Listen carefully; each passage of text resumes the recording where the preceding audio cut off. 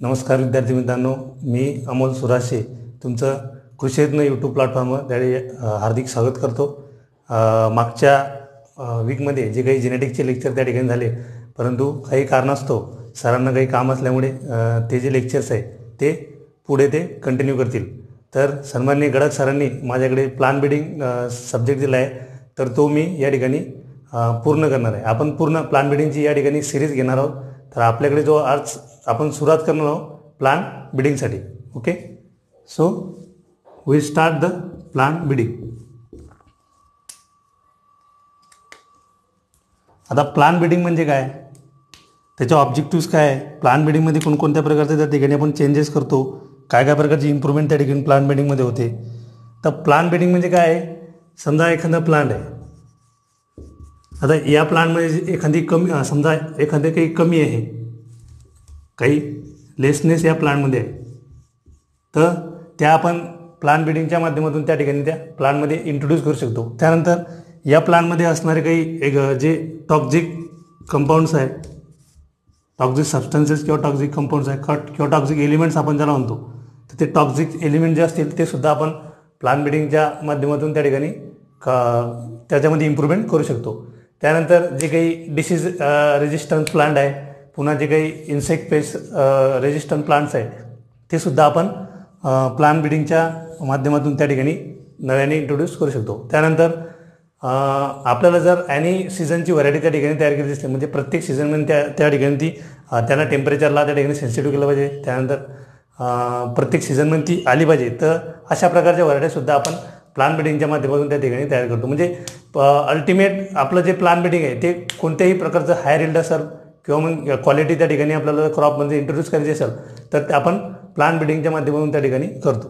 तर आपण आज सुरुवात करणार आहोत प्लान बिडिंगसाठी। तर firstly we start from definition of the plant breeding. Okay,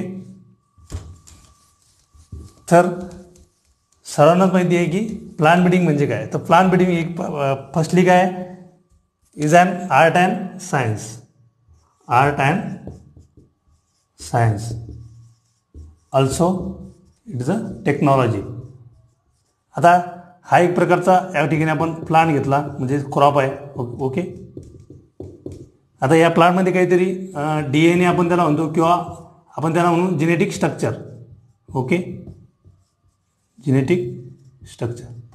आता या प्लांटमध्ये, या प्लांटच्या जेनेटिक स्ट्रक्चरमध्ये जे काही चेंजेस करून ह्युमन बिंगला त्या ठिकाणी काहीतरी बेनिफिट होतो, ह्युमन बिंगला काहीतरी इकॉनॉमिक बेनिफिट त्या ठिकाणी येतो, कारण माणसाचं त्या ठिकाणी प्रत्येक गोष्ट जी असते ती इकॉनॉमिक बेनिफिटवर त्या ठिकाणी असते, इकॉनॉमिक बेनिफिट। ओके, काय आहे की हा प्लांट आहे, या प्लांटमधल्या जेनेटिक स्ट्रक्चरमध्ये ते काही प्रकारचे चेंजेस करून कशासाठी, for the economic benefits for mankind, that is called as a plant breeding. So म्हणजे आपण सायंटिफिक भाषेत म्हणताना काय म्हणू शकतो, the plant breeding is an art, science and technology for improving the genetic makeup of the plant for economic benefits for mankind, that is called as a plant breeding. This is the basic definition of the plant breeding. Okay, प्लांटच्या genetic स्ट्रक्चरमध्ये त्या ठिकाणी काही changes करून त्यामध्ये आपल्याला हवी असणारी गोष्ट त्या ठिकाणी इंट्रोड्यूस करणं, आपल्याला जी अनवॉन्टेड गोष्ट आहे त्या ठिकाणी ते एक्सक्लूड करणं, त्यानंतर आपल्याला जे हवे असणारं जीन आहे त्या ठिकाणी त्या प्लांटमध्ये टाकणं, या प्रकारची जी काही सायन्स आहे, आर्ट, सायन्स अँड टेक्नॉलॉजीचा उपयोग करून आपण जे काही प्लांट नव्याने तयार करतो त्या सायन्सला म्हणतो आपण plan bidding, that is called as a plant breeding. So this is the definition of plan breeding. Okay, आता आर्ट कसं असेल ते, सो आर्ट म्हणजे काय, त्यामध्ये ह्युमन इमॅजिनेशनचा त्या ठिकाणी वापर होतो, त्यानंतर ह्युमन क्रिएटिव्हिटीचा वापर होतो। कारण काय की एखाद्या प्रकारचा प्लांट आपल्याला डिझायरेबल कॅरेक्टरचा प्लांट सिलेक्ट करायचा म्हटला तर त्या ठिकाणी स्किल त्या ठिकाणी गरजेचं असतं। ओके, आता सायन्स कसं आहे, आता एखादी व्हरायटी तयार करायची म्हटलं तर स्टेप बाय स्टेप आपल्याला त्या ठिकाणी जावं लागतं। जसं की फर्स्टली आपण त्या ठिकाणी त्या प्लांटमध्ये जर आपल्याला व्हेरिएबिलिटी त्या ठिकाणी पाहिजे असली तर आपण काय करतो, त्यामध्ये हॅबिटायझेशन वगैरे करून त्या ठिकाणी व्हेरिएबिलिटी त्या प्लांटमध्ये इंट्रोड्यूस करतो। त्यानंतर तो प्लांट त्या डिझायरेबल इलाइट जिनोटाइप्समध्ये आपण सिलेक्शन त्या प्लांटचं त्या ठिकाणी करतो। त्यानंतर त्या प्लांटचं त्या ठिकाणी सिलेक्शन केल्यानंतर आपण डिझायरेबल जे जीन्स आहे त्यामधले डिझायरेबल कॅरेक्टर वगैरे असले ते इव्हॅल्युएट करतो आणि त्याचं मग मल्टी लोकेशन ट्रायलसाठी आपण ते पुढे पाठवतो. ओके, सो या गोष्टीसाठी ज्या काही स्टेप्स आहेत त्या आपण सायन्स थ्रू जातो आणि पर्टिक्युलरली आर्ट अँड सायन्स तिथं जर येते तर त्यामध्ये टेक्नॉलॉजीचा वापर होतो. So this is the plant breeding. Plant breeding is an art, science and technology improving the genetic makeup of the plant for economic benefits for the mankind. That is called as a plant breeding. That's then next we will see the आता plant ब्रीडिंगचे त्या ठिकाणी उद्देश काय. आता plant ब्रीडिंगमध्ये आपण हे सगळं करतो तर हे कशासाठी करतो तर ते आपण त्या ठिकाणी बघू. That is the objective of plant breeding. Okay, so we will see the objective of plant breeding. तर आपला पहिला ऑब्जेक्टिव्ह आहे. आता objective of plant breeding is vary from country to country. आता कसं आहे, India is a developing country. Okay, and other ज्या European countries आहे समजा त्यामध्ये कसं असतं त्या डेव्हलप कंट्री आहे. तर आता प्लांट ब्रीडिंगचा पहिला ऑब्जेक्टिव्ह आहे हायर यील्ड. प्रत्येक अल्टिमेट एम काय प्लांट ब्रीडरचा त्या ठिकाणी कोणत्याही प्रकारची व्हरायटी तयार केली म्हणजे यील्ड त्या पर्टिक्युलर व्हरायटीने जास्त दिली पाहिजे. कारण फार्मरचा अल्टिमेट एम तोच असतो की जास्तीत जास्त उत्पन्न त्याला त्या ठिकाणी मिळायला पाहिजे. त्यामुळे आपल्या इंडियामध्ये पर्टिक्युलरली पॉप्युलेशन आपल्या इंडियाचं जास्त असल्यामुळे खाणाऱ्या लोकांची संख्या त्या ठिकाणी जास्त आहे. त्यामुळे यील्ड प्रत्येक प्लांट ब्रीडरच्या ठिकाणी एम असते की यील्ड जास्तीत जास्त त्या आपण नव्याने तयार केलेल्या व्हरायटीच्या त्या ठिकाणी आली पाहिजे. त्यामुळे ज्या डेव्हलपिंग कंट्रीज आहे जसं की इंडिया वगैरे ज्या असतील त्यांचा पर्टिक्युलरली एम का असतो की प्रत्येक आपण व्हरायटी तयार केली त्या ठिकाणी हायर यील्ड आली पाहिजे. मग आता यील्ड इज मग ती कशाची येऊ शकते. It may be a grain yield. Okay, it may be a fodder yield. आता ती ग्रेन यील्ड असेल, फॉडर यील्ड असेल, ट्युबर क्रॉप असेल तर ट्युबर यील्ड असेल. ओके, त्यानंतर ऑइल क्रॉप असेल तर ऑइल यील्ड असेल. सो व्हेरी फ्रॉम त्या पर्टिक्युलर प्लांटपासून आपल्याला जे काही मिळते तर ते यील्डमध्ये त्या ठिकाणी ते चेंजेस होत जाईल. मग ते ग्रेन यील्ड असेल, फॉडर यील्ड असेल, ट्युबर यील्ड असेल, ऑइल असेल etcetera. So this is the higher yield. म्हणजे इंडियामध्ये जर आपण विचार केला तर आपला अल्टिमेट एम असतो प्लांट ब्रीडरचा हायर यील्ड त्या पर्टिक्युलर व्हरायटीपासून आली पाहिजे. त्यानंतर आपला सेकंड ऑब्जेक्टिव्ह आहे इम्प्रूव्ड क्वालिटी. आता तुमच्या लक्षात आलं असेल की प्राईस क्रॉप म्हणजे व्हरायटी त्या क्रॉपची जे पर्टिक्युलर प्राईस असते ती कशावरती डिपेंड असते क्वालिटी. म्हणजे क्वालिटी त्या ठिकाणी त्या पर्टिक्युलर व्हरायटीची त्या ठिकाणी चांगली असली तर त्याला निश्चितच चांगल्या प्रकारची मार्केटमध्ये प्राईस त्या ठिकाणी मिळते. तर त्या डेव्हलपिंग म्हणजे डेव्हलप ज्या कंट्री आहे अमेरिका वगैरे त्यांचा प्रायमरी ऑब्जेक्टिव्ह काय असतो इम्प्रूव्ड क्वालिटी. आता इंडियामध्ये जर विचार केला तर इंडियन जे प्लांट ब्रीडर आहे ते जे हे देतात सेकंडरी जे हे प्रिफरन्स देतात ते क्वालिटीला देतात पण प्रायमरी प्रिफरन्स त्यांचा कशासाठी असतो हायर यील्ड. आता quality differ from crop to crop. It may be for example cooking quality in rice असेल. Okay, cooking quality in rice. त्याच्यानंतर बेकिंग क्वालिटी इन व्हीट असेल. तर हे क्वालिटी त्यामुळे इम्प्रूव्ह झाल्या पाहिजे त्यासाठी आपण प्लांट ब्रीडिंग वापरतो. Baking quality in wheat. Then malting quality in barley. Malting quality in barley हे काही एक्झाम्पल्स आहे. माल्टिंग क्वालिटी इन बार्ली अक्षर एवढं काही खास नाही मला तरी समजून घ्या. Malting quality in barley. त्यानंतर जे काही आपण कॉटनचे जे काही फायबर लेंथ आहे स्ट्रेंथ वगैरे ते सुद्धा एक क्वालिटीच येते. तर हे आपला दुसऱ्या प्रकारचा ऑब्जेक्टिव्ह आहे इम्प्रूव्ड क्वालिटी. ओके, तर थर्ड वन ऑब्जेक्टिव्ह येतो आपला डिसीज रेजिस्टन्स. आता आपल्याला माहिती आहे की क्रॉपवर बऱ्याच प्रमाणात त्या ठिकाणी डिसीज जे बायोटिक रेजिस्टन्स आपण त्याला म्हणतो बायोटिक अँड अबायोटिक. आता बायोटिकमध्ये दोन येतात एक डिसीज आणि पेस्ट. आता third one objective is biotic resistance.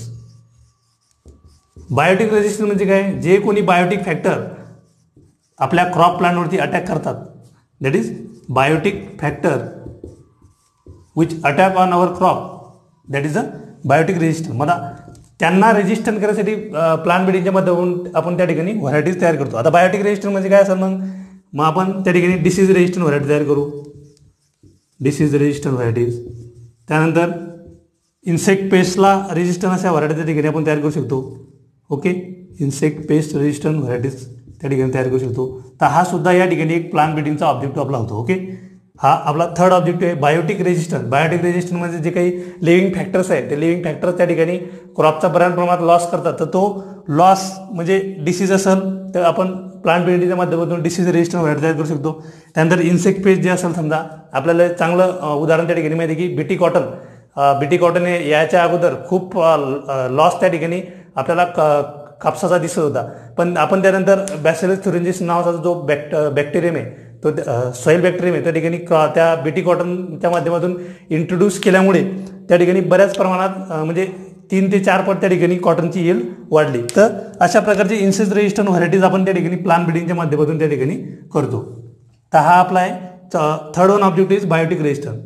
त्याच्यानंतर आपण अबायोटिक रेजिस्टन्स म्हणजे काय, जे नॉन लिव्हिंग फॅक्टर्स आहे इन्व्हायरमेंटल कंडिशन वगैरे, अबायोटिक फॅक्टर्स. मग त्यामध्ये असेल ड्रॉट, बऱ्याच प्रमाणात आपल्या महाराष्ट्र स्टेट असेल, इंडिया कंट्री असेल त्यामध्ये बऱ्याच ठिकाणी ड्रॉट त्या ठिकाणी पडतो. त्यानंतर सॉईल बऱ्याच प्रमाणात सॅलिनिटी आपल्याला त्या बघायला मिळते.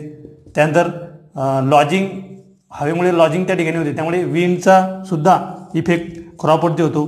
त्यानंतर फ्रॉस्ट, या सर्व क्रॉपचं हे सर्व जे अबायोटिक फॅक्टर्स आहे या अबायोटिक फॅक्टरचा परिणाम त्या ठिकाणी आपल्याला आपल्या क्रॉपवरती बघायला मिळतो आणि यामुळे बऱ्याच प्रमाणात फार्मरची जी यील्ड त्या ठिकाणी लॉस होते. तर ही यील्ड लॉस होऊ नये त्या ठिकाणी आपण अबायोटिक फॅक्टरमधून ड्रॉट रेजिस्टंट व्हरायटी तयार करू शकतो. म्हणजे कमी पाण्यामध्ये त्या ठिकाणी ती व्हरायटी येईल अशा प्रकारच्या ड्रॉट रेजिस्टंट व्हरायटी आपण तयार करू शकतो. त्यानंतर सॅलिनिटी टॉलरंट व्हरायटी आपण त्या ठिकाणी तयार करू शकतो. त्यानंतर लॉजिंग रेजिस्टंट व्हरायटी तयार करू शकतो. अशा प्रकारची इम्प्रूव्हमेंट आपण प्लांट ब्रीडिंगच्या माध्यमातून तयार करू शकतो. Okay, so third one objective is our biotic resistant म्हणजे disease and pest resistant variety तयार करू शकतो. त्यानंतर अबायोटिक रेजिस्टंट म्हणजे ड्रॉटला रेजिस्टन्स या ड्रॉटला टॉलरंट या व्हरायटी त्या ठिकाणी आपण प्लांट ब्रीडिंगच्या माध्यमातून तयार करू शकतो. Okay, then our fifth objective is earliness. आता अर्लीनेस म्हणजे काय, एखादा क्रॉप जर समजा कॉटनचं जर आपण एक्झाम्पल घेतलं तर कॉटनचा क्रॉप जवळपास 270 ते 280 दिवस कॉटनचा क्रॉपच्या त्या ठिकाणी त्याला यायला लागतात. पण आपण त्याच्या कॉटनच्या प्लांटमध्ये काही जिनेटिक स्ट्रक्चरमध्ये चेंजेस करून तो जर प्लांट लवकर जर येत असला तर त्यामुळे आपल्याला काय लेस क्रॉप मॅनेजमेंट पिरियड आपल्याला त्या ठिकाणी लागतो. आपल्याला लेस इन्सेक्टिसायडल स्प्रे करावा लागतो. म्हणजे कॉस्ट ऑफ प्रोडक्शन जे आहे ते त्या ठिकाणी आपलं कमी प्रमाणात आपल्याला खर्च कमी येतो. म्हणजे इनपुट त्या ठिकाणी आपल्याला कमी द्यावा लागतो. Okay, our fifth one objective of the plant breeding is earliness. Earliness मग अर्लीनेस म्हणजे काय, एखादा 270 डेजचा जर क्रॉप असला तर आपण त्याच्यामध्ये काही जेनेटिक स्ट्रक्चरमध्ये चेंजेस करून तो क्रॉप जो आहे अशा प्रकारची व्हरायटी तयार करू शकतो की ती कमी दिवसात येईल. ओके, म्हणजे लेस ड्युरेशनमध्ये ती व्हरायटी येईल, कमी दिवसात ती व्हरायटी येईल. म्हणजे आपल्याला त्या ठिकाणी काय होईल, जे इनपुट लागेल त्याला कॉस्ट ऑफ प्रोडक्शन दे म्हणजे इनपुटचा खर्च 270 दिवसाऐवजी करायची 170 दिवसाचा आपला जो क्रॉप जर आला तर निश्चितच आपलं इनपुट त्या ठिकाणी कमी लागेल आणि कॉस्ट ऑफ प्रोडक्शन जी आपली ती हाय त्या ठिकाणी होईल. Okay, so earliness is one of the major objective of the plant breeding. बऱ्याच प्रमाणात असे प्रोग्राम त्या ठिकाणी KVK असेल, युनिव्हर्सिटी लेवलला कॉलेजेस वगैरे असेल त्या ठिकाणी अशा प्रकारचे प्रोग्राम आपल्या प्लांट ब्रीडिंगचे सुरू आहे की कमीत कमी प्रमाणात त्या ठिकाणी ती व्हरायटी आली, कमी दिवसात ती व्हरायटी आली पाहिजे जेणेकरून आपलं कॉस्ट ऑफ प्रोडक्शन त्या ठिकाणी कमी लागेल आणि खर्च कमी होऊन जास्तीत जास्त उत्पन्न शेतकऱ्यांना मिळेल. Okay, so earliness is one of the major objective of the plant breeding. Then next one is a photo and thermo insensitivity. Photo and, जसे की मी तुम्हाला सांगितलं की ऑल सीझनमध्ये जर आपल्याला एखादी क्रॉप जर घ्यायचा असला, थर्मोसेन्सिटिव्हिटी, फोटो अँड थर्मोसेन्सिटिव्हिटी म्हणजे काय, त्या पर्टिक्युलर व्हरायटीवरती पर्टिक्युलर क्रॉपवरती कोणत्याही प्रकारचा टेम्परेचरचा त्या ठिकाणी त्याचा इफेक्ट जाणवला नाही पाहिजे. तर अशा सेन्सिटिव्ह व्हरायटीज आपल्याला फोटो आणि म्हणजे फोटो पिरियडला म्हणजे शॉर्ट डे प्लांट असेल किंवा लॉंग डे असेल तर त्याचा काही फरक त्यावरती पडायला नको. अशा प्रकारच्या व्हरायटीसुद्धा आपण प्लांट ब्रीडिंगच्या माध्यमातून त्या ठिकाणी तयार करू शकतो. त्यानंतर टेम्परेचरचा सुद्धा इफेक्ट आपण त्यावरती पडायला नको अशा प्रकारच्या व्हरायटी आपण तयार करू शकतो प्लांट ब्रीडिंगच्या माध्यमातून. अशा प्रकारच्या व्हरायटी आपण मेजमध्ये असेल त्या ठिकाणी तयार केलं आहे. त्यानंतर मेज, राईस या आणि अजून काही एक्झाम्पल्स आहे त्या क्रॉपमध्ये आपण फोटो आणि थर्मोसेन्सिटिव्ह व्हरायटी त्या ठिकाणी तयार केलेल्या आहे. त्यानंतर आपला नेक्स्ट ऑब्जेक्टिव्ह आहे सिंक्रोनस मॅच्युरिटी. आता सिंक्रोनस मॅच्युरिटी म्हणजे काय, harvesting of the crop at one time. म्हणजे एकाच वेळी त्या पर्टिक्युलर क्रॉपची हार्वेस्टिंग त्या ठिकाणी झाली पाहिजे. Okay. Our 7th one objective is synchronous maturity. Synchronous maturity म्हणजे काय? Harvesting of crops at one time. आता हार्वेस्टिंग ऑफ द क्रॉप्स, आता या ठिकाणी ग्रीन ग्रामचं जर आपण एक्झाम्पल घेतलं तर आपल्याला चांगलं माहिती आहे की प्रत्येकानं ते म्हणजे ओळखायला येईल की ग्रीन ग्रामचे जे हार्वेस्टिंग करताना काय होते, समजा 4 एकर जर आपण ग्रीन ग्राम त्या ठिकाणी आपल्या फील्डमध्ये ग्रो करत असला तर 4 एकरामध्ये काय होतं की जवळपास 1 एकराचे जे पॉट्स आहेत ते काही म्हणजे पहिले त्या ठिकाणी मॅच्युअर होतात, नंतर जे काही दुसऱ्या दिवसाचे ते त्याच्या काही दिवसांनी मॅच्युअर होतात. म्हणजे यामध्ये काय होतं की आपलं जे लेबर कॉस्ट आहे ते लेबर कॉस्ट त्या ठिकाणी वाढते, त्यामुळे लेबरचा खर्च आहे तो त्या ठिकाणी वाढतो. तर अशा प्रकारचा आपण जर ग्रीन ग्राम एकाच समजा सेम डेटला त्या ठिकाणी सो केला आणि तो सेम डेटला हार्वेस्ट त्या ठिकाणी व्हायला पाहिजे, तर अशा प्रकारची सिंक्रोनस मॅच्युरिटी आपण प्लांट ब्रीडिंगच्या माध्यमातून त्या पर्टिक्युलर क्रॉपमध्ये अशा व्हरायटीज तयार करून इंट्रोड्यूस करू शकतो. तर हे एक सिंक्रोनस मॅच्युरिटीचं त्या ठिकाणी आपल्याला ऑब्जेक्टिव्ह एक महत्त्वाचा आहे की harvesting of the crops at one time. Okay. त्यानंतर आपला नेक्स्ट ऑब्जेक्टिव्ह आहे वायडर ॲडॅप्टेबिलिटी. म्हणजे same as that photo and thermosensitivity. Wider ॲडॅप्टेबिलिटी.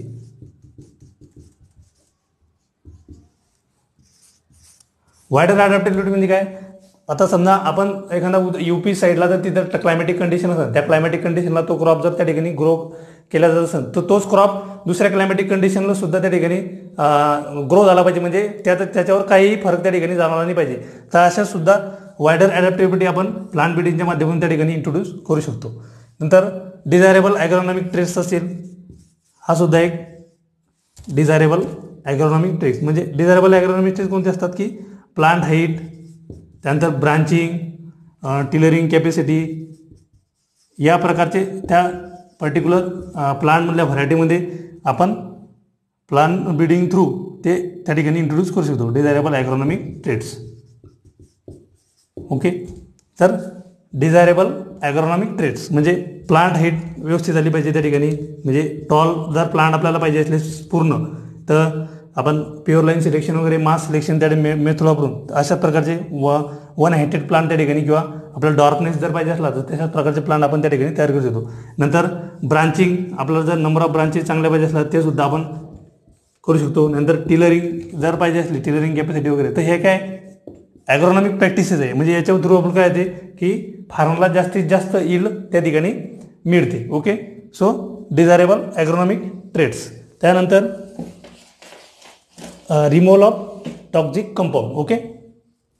जे आता रिमूव्हल ऑफ, आता काय असते की एखाद्या क्रॉपमध्ये तो टॉक्झिक कंपाऊंड अवेलेबल असल्यामुळे त्याचं कन्झम्पशनसाठी आपण त्याचा यूज करू शकत नाही. तर याच्यावरती सुद्धा त्या ठिकाणी प्रश्न विचारला जातो की कोणत्या प्रकारचा टॉक्झिक कंपाऊंड कोणत्या क्रॉपमध्ये असतो.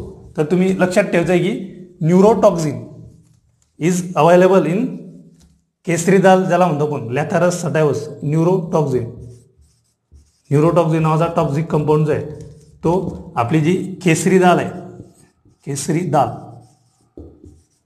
म्हणजे आपण त्याला त्याचं सायंटिफिक नेम आहे लॅथॅरस सटायवस.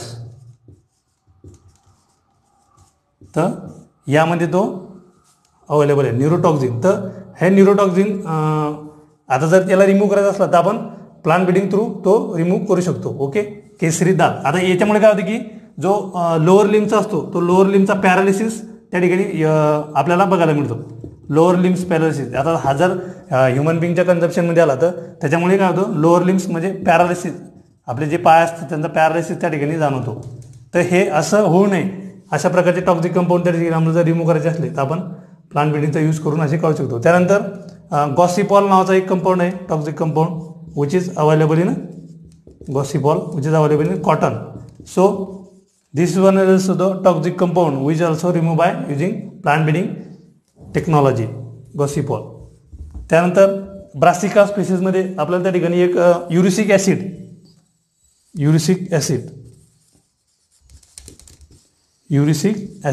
तर हा युरिसिक ॲसिड नावाचा जो कंपाऊंड आहे तो आहे ब्रासिका स्पेसिस म्हणजे जे काही कोल क्रॉप्स आहे त्या कोल क्रॉप्समध्ये आपल्याला हा बघायला मिळतो. तर हा सुद्धा आपण याच्यावरती क्वेश्चन येतो की जे लॅथॅरस सटायवस आहे त्यामध्ये कोणता टॉक्झिक कंपाऊंड असतो, लक्षात ठेवायचं की न्यूरोटॉक्झिक. त्यानंतर कॉटनमध्ये कसा असतो तर तुम्हाला कॉटनचं सायंटिफिक नेम त्या ठिकाणी माहिती आहे की गॉसिपियम हार्सोटम वगैरे.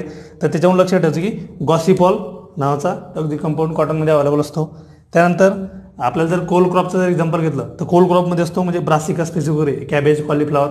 तर ते कॅबेज कॉलीफ्लॉवरमध्ये असतो युरिसिक ॲसिड. तर ह्या प्रकारचे टॉक्झिक कंपाऊंड त्या पर्टिक्युलर प्लांटमध्ये असतात. तर यामुळे काय होते की कन्झप्शनसाठी ते वापरले जात नाही. तर प्लांट ब्रीडिंगच्या माध्यमातून आपण ह्या प्रकारचे टॉक्झिक कंपाऊंड त्या ठिकाणी रिमूव्ह करू शकतो. So this is all about your objectives. I will give you one by one. आता मी तुम्हाला परत एकदा ते एनलिस्ट करून दाखवतो की पहिला ऑब्जेक्टिव्ह आपला हायर यील्ड. यावरती काही जास्त क्वेश्चन त्या ठिकाणी विचारत नाही. Just is introduce for you hire yield आपण बघितलं. नंतर आपल्याला जर इंडियाचा विचार केला तर आपण पहिलं प्राधान्य त्या ठिकाणी हायर यील्डला देतो. त्यानंतर आपण बघितलं की इम्प्रूव्ड क्वालिटी आपण क्वालिटी बेसिस व्हरायटी त्या ठिकाणी तयार करू शकतो. जसं की कुकिंग क्वालिटी आहे राईसची, बेकिंग क्वालिटी व्हीटची, माल्टिंग क्वालिटी इन बार्ली, अशा प्रकारच्या व्हरायटी त्या ठिकाणी करू शकतो. त्यानंतर बायोटिक रेजिस्टंट व्हरायटी म्हणजे इन्सेक्ट पेस्टचा अटॅक त्या ठिकाणी रेजिस्ट करण्यासाठी आपण व्हरायटीज प्लांट ब्रीडिंग थ्रू तयार करू शकतो. ओके. त्यानंतर अबायोटिक रेजिस्टन्स. त्यानंतर अर्लीनेस म्हणजे कमी ड्युरेशनमध्ये येणाऱ्या व्हरायटी आपण तयार करू शकतो. So these are the objectives. या ऑब्जेक्टिव्हच्या बेसिसवर आता आपल्याला माहिती आहे का वन बाय वन त्या ठिकाणी मेथड बघायचं आहे. आता हे हायर यील्ड तर प्रत्येक ब्रीडिंग मेथडमध्ये येतच. आता क्वालिटी जर इम्प्रूव्ह करायची आहे तर क्वालिटी ब्रीडिंग हा एक आपला स्पेशल त्या ठिकाणी एक क्वालिटी ब्रीडिंगच्या ज्या मेथड आहे त्या आपण बघणार आहोत. त्यानंतर बायोटिक रेजिस्टन्स जर आपल्याला बघितलं तर यामध्ये species disease resistance breeding and insect paste resistance breeding या दोन प्रकारच्या ब्रीडिंग आपल्याला त्या ठिकाणी पाहायचे आहे. Disease resistance and insect paste resistance breeding. तर ह्या प्रत्येक मेथड आपल्याला या पूर्ण प्लांट ब्रीडिंग सब्जेक्ट जो आहे याच्यामध्ये बघायचे आहे. त्यानंतर अबायोटिक रेजिस्टन्समध्ये ड्रॉट रेजिस्ट ज्या अबायोटिक रेजिस्टन्सच्या ब्रीडिंगच्या मेथड आहेत की ड्रॉट रेजिस्टंट ब्रीडिंग वगैरे सॅलिनिटी टॉलरंट व्हरायटी ज्या मेथड्स आहेत त्या आपल्याला प्लांट ब्रीडिंगच्या माध्यमातून बघायच्या आहे. त्यानंतर अर्लीनेस हा सुद्धा एक ऑब्जेक्टिव्ह आहे प्लांट ब्रीडिंगचा. त्यानंतर फोटो अँड थर्मोसेन्सिटिव्ह व्हरायटीज असल्या. त्यानंतर desirable agronomic traits, photo and thermosensitive variety. Okay. त्यानंतर हा सुद्धा एक ऑब्जेक्टिव्ह आहे प्लांट ब्रीडिंगचा. त्यानंतर आपल्याला त्या डिझायरेबल ॲग्रोनॉमिक ट्रेट जे असले प्लांट हाईट वगैरे ते सुद्धा आपण त्या ठिकाणी त्या पर्टिक्युलर क्रॉपमध्ये इंट्रोड्यूस करू शकतो. त्यानंतर वायडर ॲडॅप्टिव्हिटी त्या प्लांटची. यावरती जास्त क्वेश्चन आपल्याला त्या ठिकाणी बघायला मिळत नाही कॉम्पिटेटिव्ह एक्झाममध्ये. पण पर्टिक्युलरली क्वेश्चन कशावरती असतात की जे टॉक्झिक कंपाऊंड आहे ते कोणता टॉक्झिक कंपाऊंड कोणत्या क्रॉपमध्ये असतो त्यावरती. हा जो टॉपिक झाला पूर्ण त्यावरतीच क्वेश्चन येतात की जसं की न्यूरोटॉक्झिन कशामध्ये आहे, हा तो असतो लॅथॅरस सटायवसमध्ये. तर हा एक क्वेश्चन त्या ठिकाणी विचारला जाऊ शकतो म्हणजे की या प्रकारचा टॉक्झिक कंपाऊंड कुठे आढळतो, तो लॅथॅरस सटायवस त्या ठिकाणी लक्षात ठेवायचं. त्यानंतर गॉसिपॉल त्याच्या नावावरच लक्ष येतं की कॉटनचं नाव आपल्याला माहिती आहे गॉसिपियम हार्सोटियम म्हणून गॉसिपॉल कुठे असतो तर it is available in cotton. त्यानंतर एक लक्षात ठेवायचं की युरिसिक ॲसिड त्या असतात कॅबेज कॉलीफ्लॉवर म्हणजे ब्रासिका स्पेसिस ज्या असतात त्या.